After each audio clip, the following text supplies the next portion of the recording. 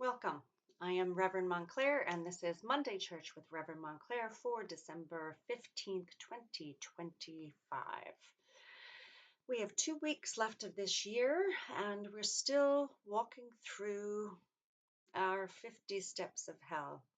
Seems like we've been doing that for a long time now, and it's probably a good idea to really establish what ways, what methods there are for overcoming our fears, to be able to put our best selves forward, and also for listening deeply to our own heart wisdom so that we are not in constant reaction to the oh, constant barrage of negative news, of bad actors on the political stage, and of the influencers that are often not even of this country that are pretending to be pro the current regime, which was revealed in a X blunder by revealing the origins of their people that post, which was interesting. So we have floods affecting the northwest coast of our country and affecting many communities driven from their homes. I read hundreds of thousands rendered homeless. And we have the murders because of those that are in support of, oh, in the hate everybody but MAGA, let's say. And we have our own feelings to deal with. So there's the externals and the internals. When I find things to be overwhelming, I do disconnect from the news. I do take time to reflect on nature. I write in my journal, and sometimes that means writing affirmations to bring myself to center, to choose what direction I want my life to go in, and to recognize that I can only control my responses, my thoughts, my feelings. And sometimes it's hard to control one's feelings. So, this is where we learn to accept them, integrate them, and the power comes in being in the present moment. The power that we all carry is in not giving over to the fear of the future, oh, not carrying the weight of the fears of the past, of who we are, who we were, who we will be, of the disappointments of self, of how we responded or didn't respond in certain situations. So the power is in the present. Taking a breath, holding it for a couple of moments, letting it out, breathing deeply, not shallowly, holding it for a few moments and letting it out.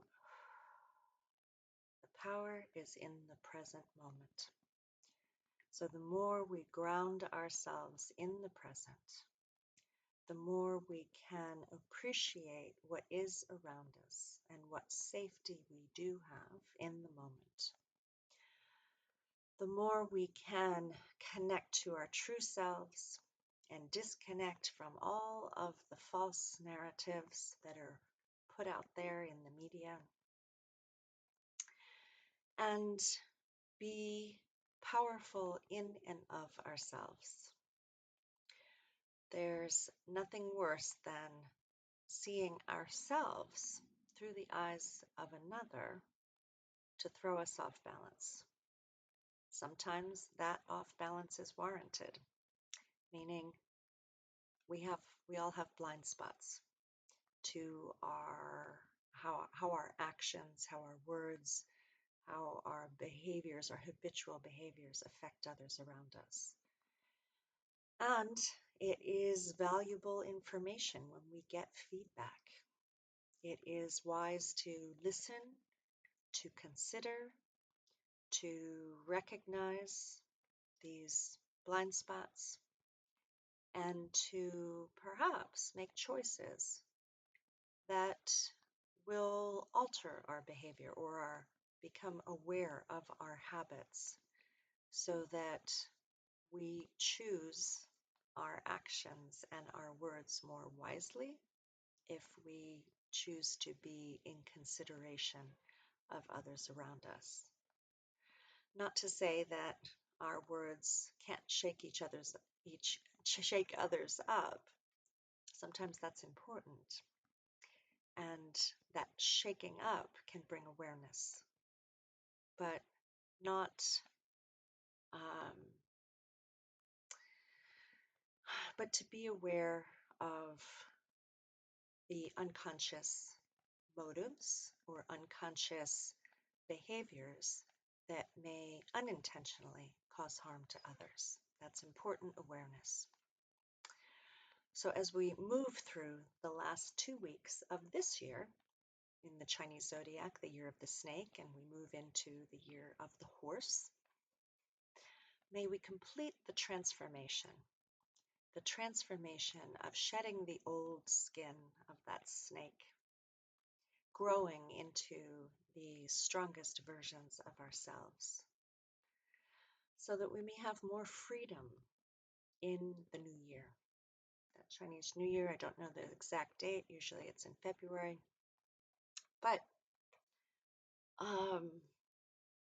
we have our own, Western New Year celebration, January 1st. What will we bring with us?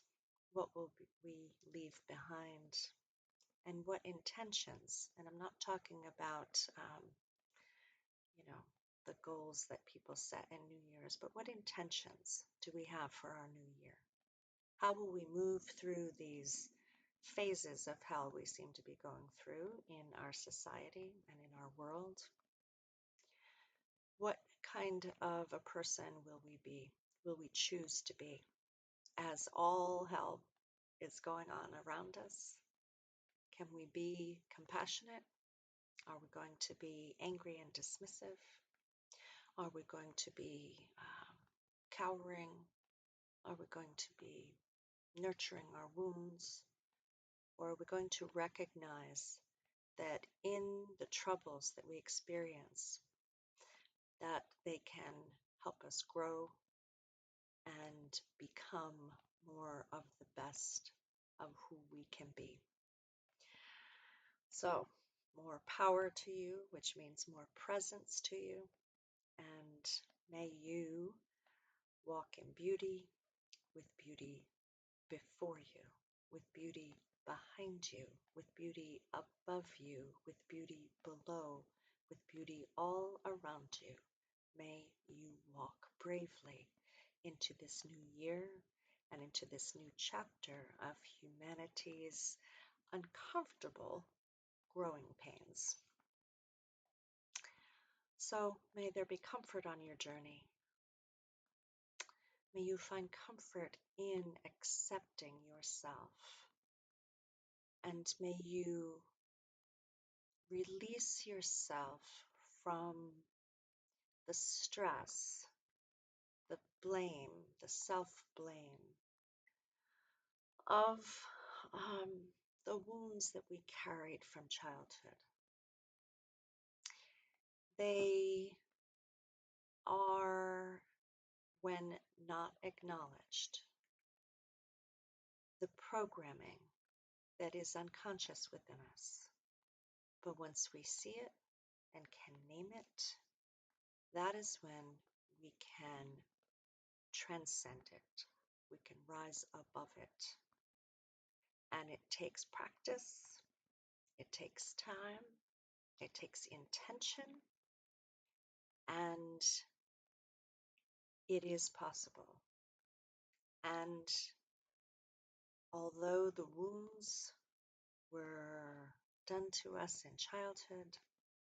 As adults, we also have to take accountability for how we outsource those wounds onto others rather than experiencing them or dealing with them again.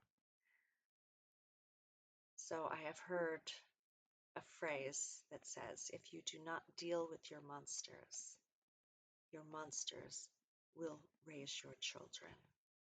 And the same for affect every relationship in your life. So this is the time, 2 weeks before the end of this year, to bravely deal with your monsters so that they don't affect all of your relationships or raise your children. Much love to you all, and happy holidays to you. And be at peace within yourself, no matter what is going on around you. Know that your breath will connect you to the now, and that you belong, and believe that all of this chaos is because we are experiencing the great reveal of all that was hidden, of all the ills of our societies and of humanity. And it needs to be revealed before it can be healed. So go bravely through this world, not in the mind of we are victims, but in the mind of we will be victorious. Peace to you all. And till next time, I am Reverend Montclair, and this is Monday Church with Reverend Montclair. Thanks for tuning in, and I'll see you next time.